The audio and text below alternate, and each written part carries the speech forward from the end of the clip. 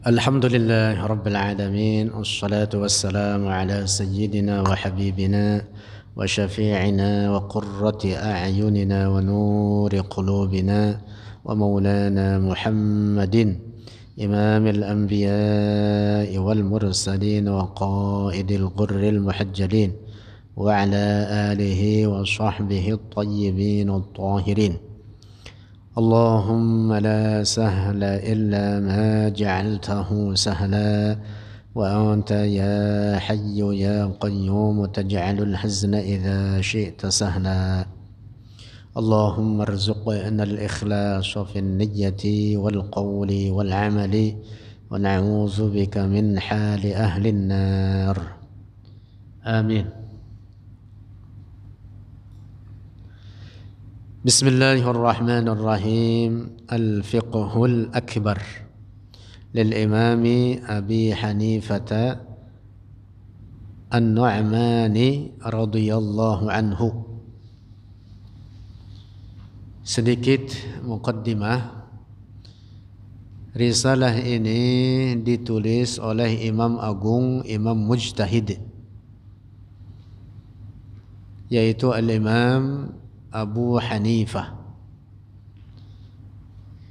Nama beliau An-Nu'man Ibn Thabit Al-Kufi. Al-Kufi nisbat kepada kota Kufah, salah satu kota di Irak. Al-Kufi. Wafat tahun 150 Hijriyah, yaitu tahun kelahiran Imam Asy-Syafi'i. Jadi di tahun yang sama lahir siapa? Al-Imam Asy-Syafi'i, imam mazhab kita dalam fikih, Al-Imam Muhammad ibn Idris Asy-Syafi'i. Karena itu sebagian ulama kemudian mengatakan gharabat syamsun wa tala'at syamsun. Gharabat, terbenam matahari, satu matahari, dan datang matahari yang lain. Yaitu yang dimaksud di tahun tersebut, yaitu tahun 150 Hijriah wafat Al-Imam Abu Hanifah. Lalu di tahun yang sama lahir Al-Imam Asy-Syafi'i. Gharabat syamsun wa tala'at syams. Imam Abu Hanifah tentu manaqibnya sangat luas dan banyak. Biografi beliau ditulis oleh banyak para ulama kita. Cukup bagi kita mengetahui bahwa beliau adalah seorang imam mujtahid. Mujtahid mutlak, sahibu al-madhhabi al-Hanafi. Madhabnya dikenal dengan madhab Hanafi. Bahkan dalam biografi beliau disebutkan beliau termasuk di antara para ulama dari kalangan tabi'in yang berjumpa dengan beberapa sahabat Rasulullah sallallahu alaihi wasallam. Yang tentunya dengan demikian maka beliau termasuk daripada ulama salaf. Ulama salaf masuk dalam makna hadis Rasulullah yang mengatakan khairul quruni qarni summa alladhina yalunahum summa alladhina yalunahum, rawahu at-Tirmidzi wa ghairuhu. Sabda Nabi, sebaik-baiknya abad adalah abaduku. Al-qurun adalah jamak dari qarn. Al-qarn itu mi'atu sanah, 100 tahun. 100 tahun. Jadi abad terbaik itu kata Rasulullah adalah di mana aku hidup. Di mana aku hidup, yaitu yang dimaksud Rasulullah dengan para sahabatnya. Summal ladzina yalunahum, kemudian orang-orang sesudahnya, abad kedua yang disebut dengan periode tabi'in. Summal ladzina yalunahum, kemudian orang-orang sesudahnya, yaitu abad ketiga yang disebut dengan periode tabi'id tabi'in. Nah, 3 periode inilah merupakan periode keemasan dalam Islam.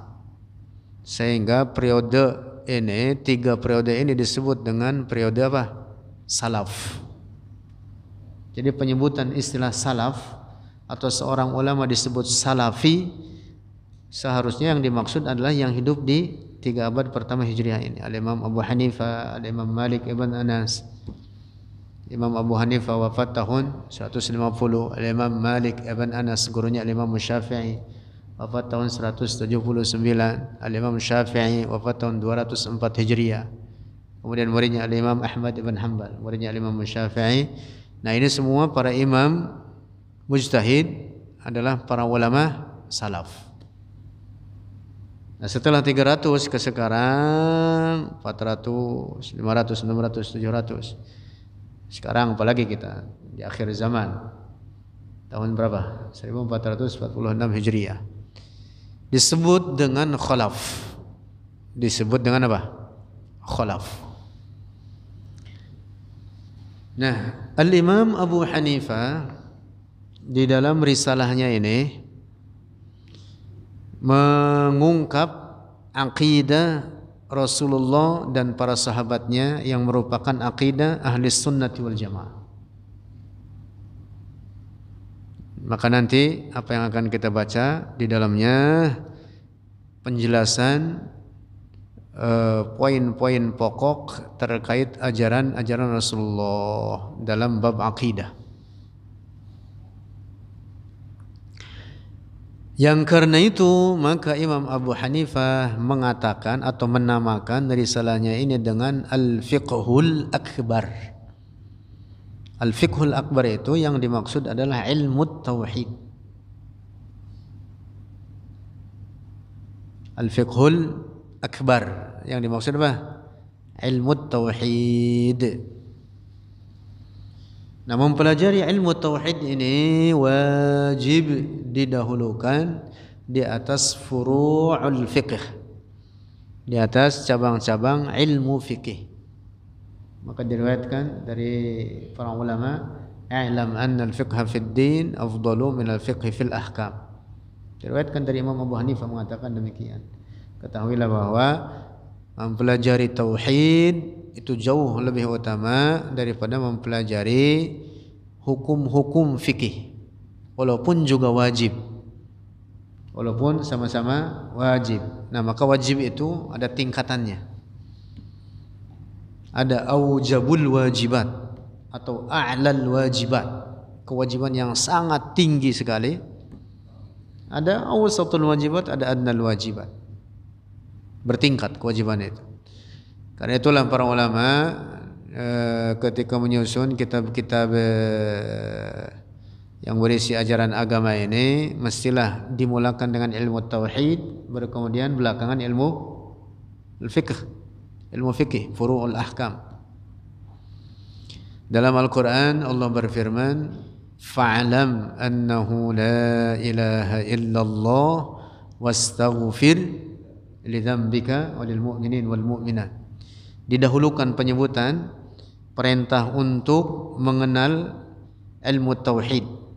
Fa'lam annahu la ilaha illallah. Mengenal tauhid. Didahulukan penyebutannya, baru kemudian berikutnya perintah untuk istighfar. Wastaghfir li dzambika. Ini memberi isyarat bahwa ilmu tauhid wajib didahulukan di atas apa? Furu'ul fiqhi, cabang-cabang fikih. Nah, itulah yang dimaksud dengan Al-Fiqhul Akbar. Al-Imam Syafi'i juga para imam mujtahid lainnya, mereka bergelut dengan fikih setelah mereka mendalami ilmu tauhid. Setelah mereka mendalami ilmu tauhid, Al-Imam Syafi'i berkata, "Ahkamna dzaka qabla hadza." Kita telah mendalami ilmu tauhid, bergelut dengannya, mendalaminya. Qabla hadza, sebelum kita mempelajari fikih ini. Nah, mengapa kemudian kita memprioritaskan belajar ilmu tauhid, walaupun juga tentu kita belajar fikih, oleh karena ini bagian yang sangat pokok, pondasi.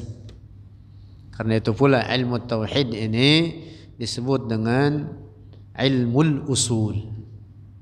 Ilmul usul disebut dengan al-fiqhul akbar, disebut dengan ilmul usul, disebut dengan ilmu tauhid, juga disebut dengan ilmul aqidah, disebut pula dengan ilmul kalam. Nah, jadi ilmu tauhid ini wajib didahulukan.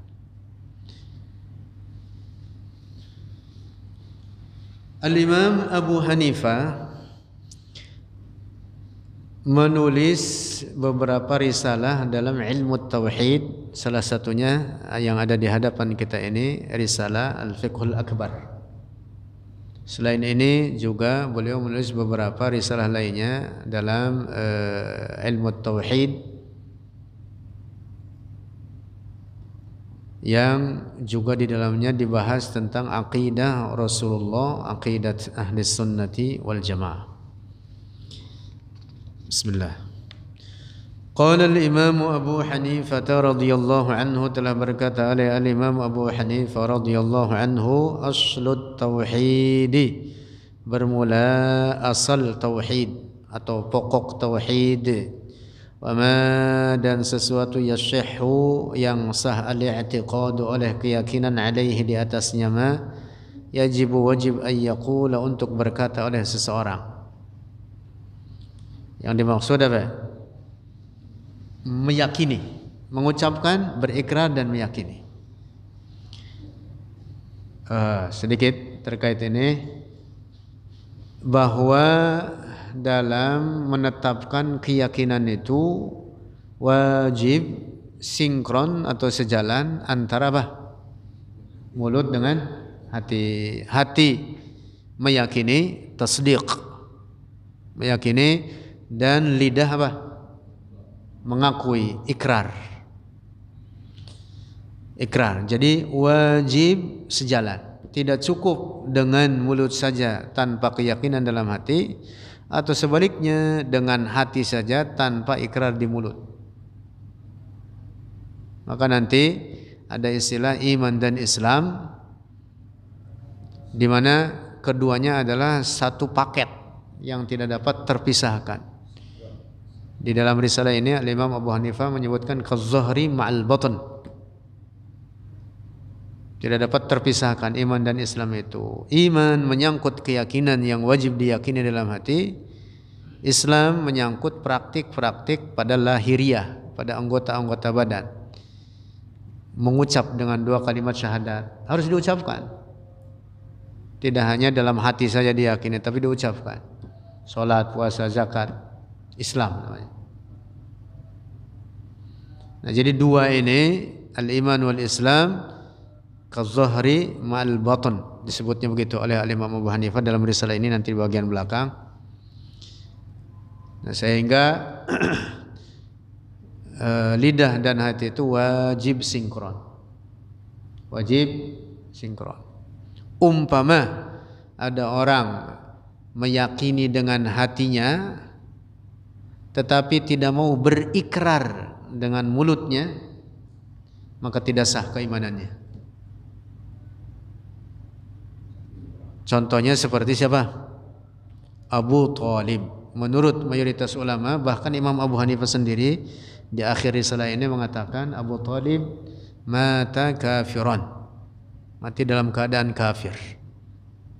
Bahkan dalam hadis diriwayatkan Rasulullah mengatakan itu, bahwa Abu Thalib yang padahal paman Rasulullah mati dalam keadaan kafir karena tidak mau berikrar dengan mulutnya, yang kata para ulama sebenarnya hatinya mengakui, meyakini, cuman mulutnya nggak mau ngomong. Demikian disebutkan oleh para ulama kita. Kita bersandar kepada mereka, para ulama kita. Demikian pula sebaliknya, orang yang dia berikrar dengan lidahnya tetapi tidak mau meyakini dengan hatinya. ini orang juga dihukumi kafir. Inilah yang disebut dengan orang apa? Munafik. Siapa orang munafik itu? Yuzhirul iman. Man yuzhirul iman wa yubtinul kufr. Menampakkan keimanan tapi dia apa? Menyembunyikan kekufuran. Dan orang munafik semacam ini dalam keyakinan, munafik fil i'tiqad semacam ini adalah kafir. Ditegaskan demikian dalam Al-Quran. Ada banyak ayat Al-Quran di antaranya firman Allah, innal munafiqina fid darkil asfali minan nar. Dalam ayat lain firman Allah, innallaha jami'ul munafiqina wal kafirina fi jahannam jami'a. Lanjut. Wajib seseorang berkeyakinan amantu.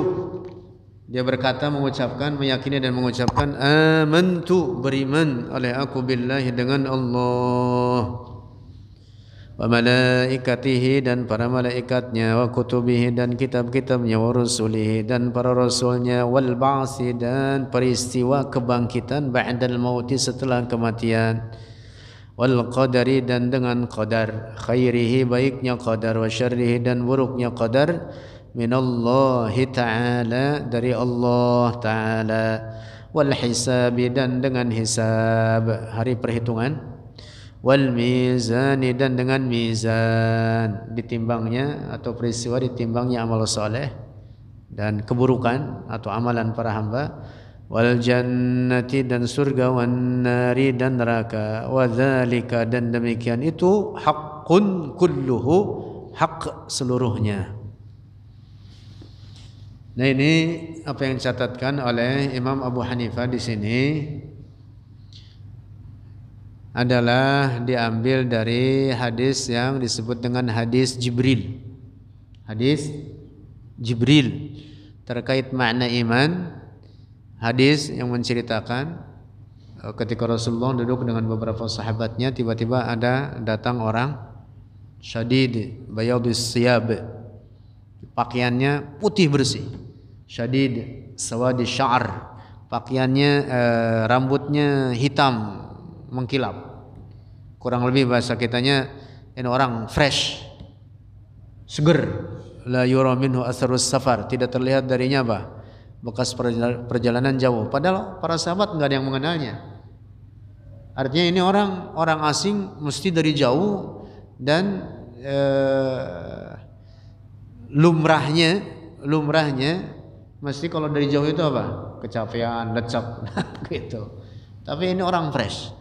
Datanglah ini orang menghadap Rasulullah, kemudian menyandarkan lututnya di atas lutut Rasulullah, kemudian bertanya, mal iman? Apa itu iman? Dijawab oleh Rasulullah, al-iman an tu'mina billahi wa malaikatihi wa kutubihi wa rusulihi wal yawmil akhir wal qadari khairihi wa syarrihi. Lalu kata orang ini, sadaqata, betul jawabanmu. Dia tanya sendiri, dia benerin sendiri. Kemudian bertanya tentang Islam, kemudian bertanya tentang ihsan. Kemudian orang ini pergi. Setelah beberapa lama Rasulullah menyampaikan kepada para sahabatnya, ternyata itu siapa? Jibril. Nah, terkait a'zam umuril iman yang disebutkan oleh Imam Abu Hanifah di sini, di antaranya yang pokok keimanan yang 6, itu tentu tidak hanya diucapkan dengan mulut, tetapi di dalamnya ada keyakinan yang wajib diyakini, tuntutannya sebagai tuntutannya atau konsekuensinya. Nah, maka nanti akan dibahas oleh Imam Abu Hanifah ke bawah, nanti kurang lebih merupakan penjabaran terhadap rukun iman yang 6 ini, dan termasuk al-ba'as, kemudian al-hisab, al-mizan, al-jannah, an-nar dibahas. Beriman dengan Allah, yang dimaksud memahami yang dimaksud mentauhidkannya, memahami dan mempelajari apa-apa yang wajib bagi Allah aqlan wa syar'an, secara akal dan secara syara dari sifat-sifatnya, juga mengetahui dan mempelajari apa yang mustahil atasnya dan mengetahui apa yang jaiz baginya. Nah, yang disebutkan oleh Imam Abu Hanifah lanjutannya, misalkan di antara yang wajib aqlan wa syar'an bagi Allah, bahwa Allah tidak dilahirkan, Allah bukan berasal dari sesuatu tanpa permulaan, tanpa penghabisan. Allah bukan benda, Allah Maha Suci dari segala bentuk dan ukuran. Allah tidak menyerupai segala apapun dari ciptaannya. Nah, termasuk ada pembahasan disinggung di dalam risalah ini bahwa Allah ada tanpa tempat dan tanpa arah. Maka waspadai keyakinan rusak yang menyebar di sebagian masyarakat kita di zaman akhir ini, keyakinan yang disebarkan oleh kelompok Wahabiyah yang belakangan mereka mengaku dirinya Salafi. Ini ajaran yang dibawa oleh mereka, ajaran rusak, sumbernya dari Ibnu Taimiyah. Maka Ibnu Taimiyah ini musibah terbesar bagi umat Rasulullah di akhir zaman ini. Ajaran Ibnu Taimiyah ini, Ibnu Taimiyah yang kemudian diambil akidah rusaknya oleh Muhammad bin Abdul Wahhab, kemudian ditambahkan beberapa kesesatan dari dirinya sendiri, kemudian lahirlah ajaran dari kelompok yang dinamakan dengan Wahabiyah, yang sekarang mereka mengaku dirinya Salafi. Mereka mengatakan Allah punya bentuk, punya ukuran, memiliki anggota-anggota badan tersusun dari bagian-bagian. Mereka mengatakan dalam kitab-kitab mereka mengatakan Allah punya telinga, punya mata, punya mulut, punya tangan. Nauzubillah. Ibnu Taimiyah itu sampai mengatakan dalam bukunya dia sendiri, karyanya, mengatakan apa? Kata dia, Allah berbicara kepada Nabi Musa min fihi ila fihi. Na'udzubillah. Dia mengatakan min fihi, dari mulutnya ke mulutnya. Dia menetapkan mulut bagi Allah. Wa nawalahu at-taurata min yadihi ila yadihi. Dan menyerahkan kitab Taurat dari tangannya ke tangannya. Berbicara dari mulutnya ke mulutnya. Na'udzubillah. Na'udzubillah. Ini bukan tauhid tapi tashbih, tajsim. Maka waspadai ini. Nanti akan lebih detail disebutkan oleh Imam Abu Hanifah terkait perkara-perkara menyangkut mu'zam arkanil iman atau perkara-perkara pokok dalam masalah iman ini yang 6, dan termasuk beberapa bagian yang pokok lainnya.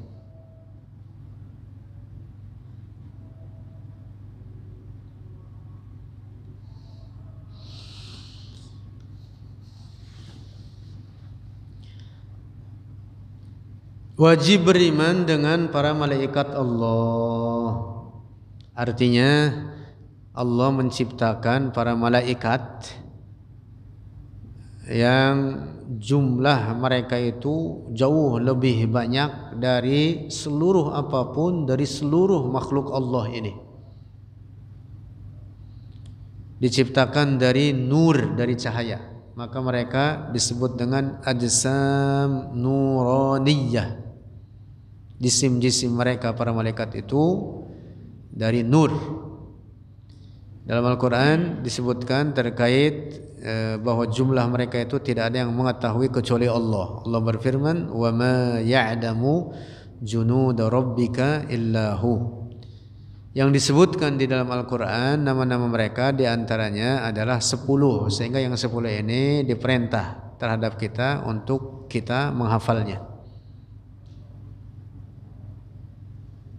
Siapa itu? Jibril. Tafsilu ashrin dalam Aqidatul Awam apa? Tafsilu ashrin minhumu Jibrilu Mikalu, Israfilu, Azrailu, Munkar, Nakirun, wa Raqibun, wa kada, Atidu, Malikun, wa Ridwanuh tada. Lanjut, wa kutubihi, dan kitab-kitabnya. Nah, kitab-kitab Allah sangat banyak. Dalam satu riwayat hadis sebutkan yaitu 104 kitab.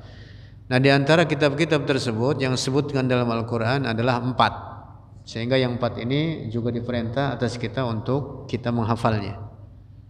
Yaitu Al-Quran atas Rasulullah, kemudian Taurat atas Nabi Musa, kemudian Injil atas Nabi Isa, Zabur atas Nabi Dawud.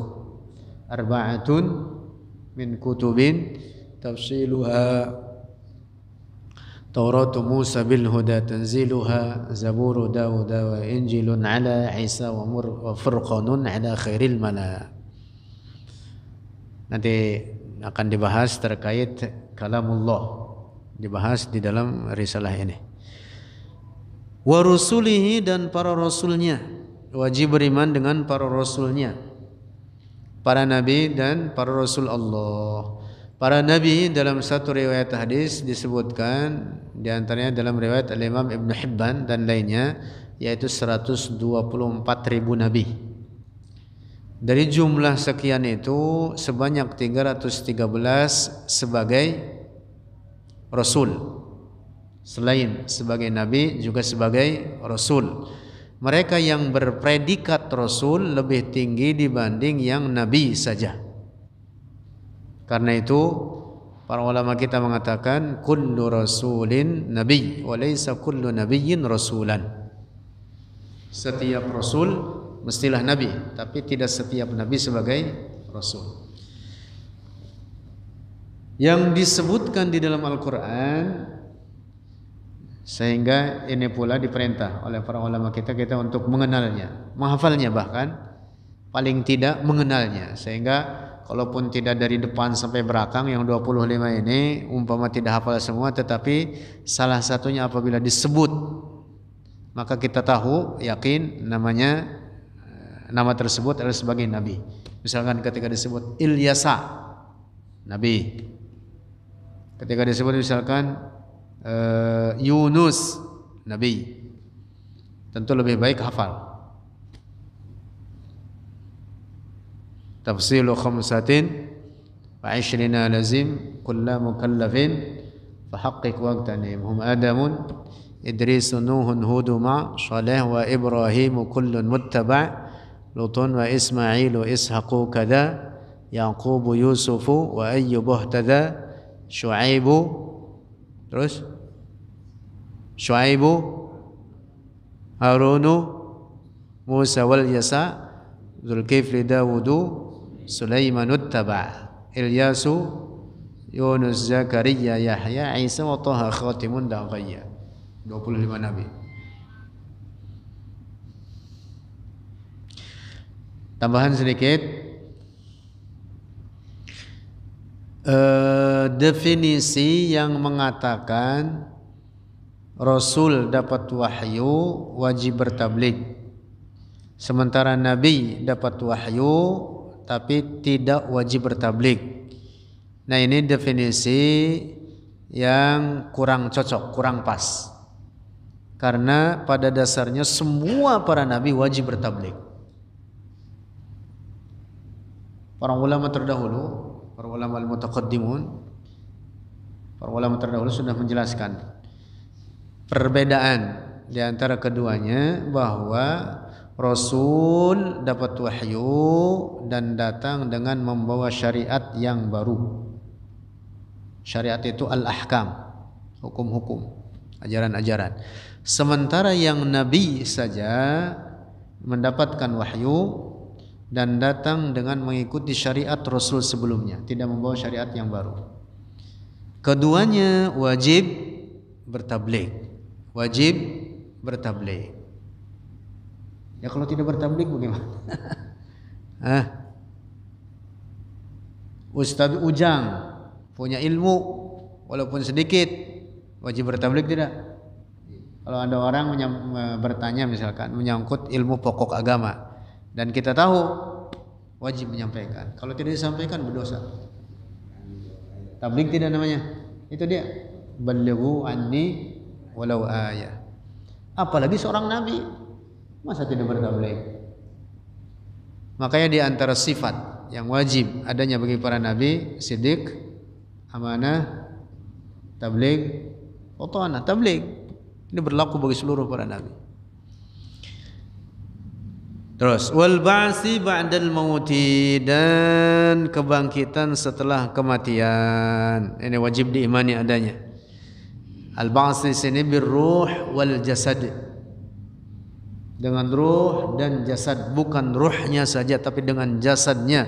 Itu ditegaskan dalam banyak ayat Al-Qur'an, di antaranya firman Allah, alladzi yuhyil 'izama wa hiya ramim. Dia Allah yang menghidupkan al-'izam, tulang belulang, wa hiya ramim, dan dia tulang-tulang tersebut sudah apa? Luluh lantah, ramim. Ayat lain firman Allah, wa huwal ladzi yabda'ul khalqa tsumma yu'iduhu wa huwa ahwanu 'alaihi. Nah, maka peristiwa kebangkitan ini birruhi wal jasad. Lanjut, wal qadari, dan qadar Allah, khairihi wa syarrihi min Allah Ta'ala. Nah, al-qadar yang dimaksud dalam hal ini adalah al-maqdur, ketetapan Allah pada makhluknya. Ketetapan Allah pada makhluknya, pada ciptaannya ini. Ada yang baik, ada yang buruk. Adapun sifat menetapkan oleh Allah, takdirnya, sifat takdir Allah terhadap ketetapan-ketetapan ini, maka tidak boleh disifati atau disebut dengan buruk, tidak boleh. Di sini kan ada khairihi wa syarrihi. Kalau sifat takdir Allah, maka seluruhnya apa? Sempurna. Tidak disifati dengan keburukan. Adapun di sini disebutkan wal qadari khairihi wa syarrihi. Yang dimaksud apa? Al-maqdur. Al-maqdur itu artinya kejadian pada makhluk. Nah, di sini disebutkan bahwa hakikat segala apapun yang terjadi pada alam ini adalah ketetapan dari Allah. Ini bagian yang sangat luas sebenarnya tema ini. Kesimpulannya, wajib kita berkeyakinan bahwa segala apapun peristiwa, dari mulai yang sekecil apapun peristiwa tersebut hingga peristiwa besar, semua itu ketetapan dari Allah yang sudah terjadi, yang sedang terjadi, atau segala apapun yang akan terjadi. Semuanya telah ditetapkan oleh Allah. Nanti akan dibahas di dalam oleh Imam Abu Hanifah terkait bahasan ini, tema ini, sebagai bantahan terhadap kaum Qadariyah atau Mu'tazilah, di mana mereka adalah Qadariyah atau Mu'tazilah itu kelompok yang mengingkari qadar Allah. Mereka mengatakan bahwa manusia menciptakan perbuatannya sendiri, tidak ada qadar Allah. Masa mendatang itu tidak ada. Manusia sendiri yang menciptakan perbuatan-perbuatannya. Na'udzubillah, itu keyakinan kufur. Nanti akan dibantah oleh Imam Abu Hanifah dalam risalahnya ini.